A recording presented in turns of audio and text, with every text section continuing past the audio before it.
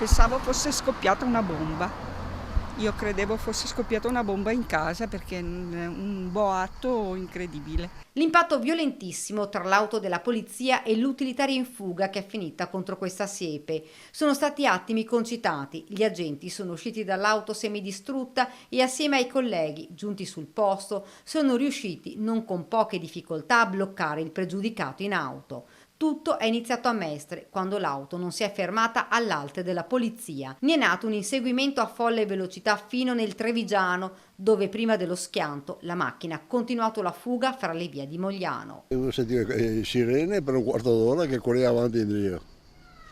E dopo si è fermato qua davanti, sono una veda fuori, che era i carabinieri con la polizia. L'utilitaria correva sul marciapiede, ci racconta questo cittadino. E correva sul marciapiede qua, Sulla macchina? macchina rossa, correva sul marciapiede sulla pista ciclabile, anche probabilmente se era qualcuno succedeva qualcosa anche. Sul posto a supporto anche i carabinieri. L'automobilista, un 45enne italiano pregiudicato, non ha avuto scampo. Dopo l'impatto è stato arrestato. Ho visto quest'auto incastrata dentro al fosso e con gli agenti che stavano già cercando di estrarre il conducente.